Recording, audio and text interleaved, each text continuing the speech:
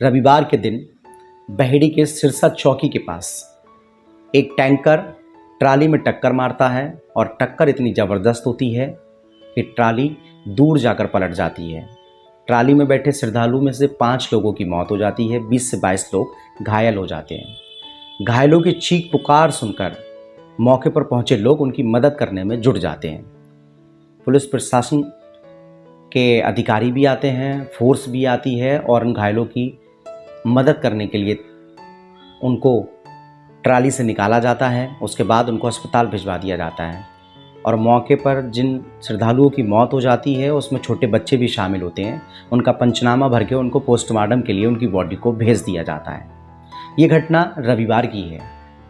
क्या था पूरा मामला, ये हम आपको बताते हैं। उत्तराखंड के सितारगंज से श्रद्धालु ट्रैक्टर ट्राली के जरिए बहेड़ी के उत्तम नगर गुरुद्वारे में गुरु ग्रंथ का पाठ सुनने के लिए आ रहे थे।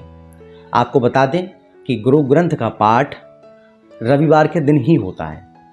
इसी के चलते ये श्रद्धालु भी रविवार के दिन ही आ रहे थे। इनको नहीं पता था कि उस पाठ को सुनने से पहले मौत इनका इंतजार कर रही है। ये सफ़र इनकी ज़िंदगी का आखिरी सफ़र होगा।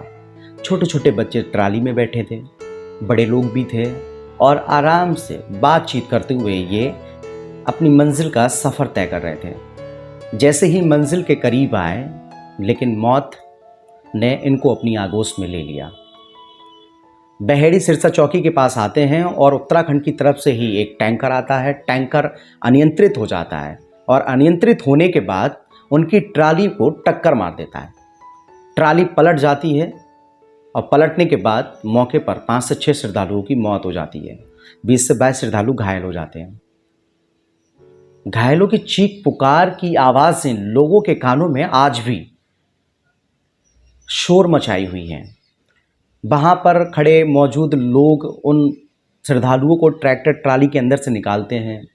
किसी का सर फटा होता है, किसी की आंखों में चोट आती है, किसी का मुंह फट जाता है, ब्लड निकलता है। यानी कि उस रोड पर, उतनी जगह पर खून ही खून होता है। आप उस मंजर को सोच सकते हैं कि ट्राली में टक्कर हो और टक्कर में बैठे 35 श्रद्धालु हों और श्रद्धालुओं की चीख पुकार और इतना भयानक मंजर, किस तरह से आप उस मंजर को देख पाएंगे। लेकिन फिर भी वहाँ के लोगों ने उन लोगों की मदद की। इसी बीच पुलिस को सूचना दे दी जाती है। इंस्पेक्टर बहेड़ी भी वहाँ पर पहुँचते हैं, सीओ बहेड़ी भी पहुँचते हैं और एसडीएम भी पहुँचते हैं। पहुँचने के बाद वो लोग बरेली के एसएसपी को भी सूचित कर देते हैं। तो एसएसपी मौके पर पहुंचकर उन श्रद्धालुओं की मदद करने में जुट जाते हैं। अपनी फोर्स से कहते हैं कि इन लोगों को तत्काल बेहतर से बेहतर अस्पताल में ले जाया जाए और इनका सही इलाज हो। जैसे ही इस बात की खबर उत्तराखंड के सीएम पुष्कर सिंह धामी को लगती है तो वो अफसोस जताते हैं, दुख व्यक्त करते हैं और मरने वाले श्रद्धालुओं को 2 लाख रुपए देने की बात करते हैं। ज़्यादा घायल श्रद्धालुओं को 50,000 रुपये देने की बात करते हैं और कम घायल श्रद्धालुओं को 25,000 रुपये देने की बात करते हैं। और ये कहते हैं कि इस पूरे मामले की जांच भी होगी और बेहतर से बेहतर इलाज भी इन श्रद्धालुओं का कराया जाएगा। शायद आप तस्वीरों में देख रहे होंगे, स्क्रीन पर जो तस्वीरें मैं आपको दिखा रहा हूँ, कैसे लोगों के चोट लगी है और मौके पर फोर्स भी है और कुछ वीडियो हैं, जो वीडियो भी मैं आपको दिखाऊंगा। लेकिन बहुत सारी वीडियो ऐसी भी सोशल मीडिया पर वायरल हुई हैं जिनको मैं दिखा नहीं सकता। मरने वालों में कौन कौन है ये मैं आपको बताता हूँ।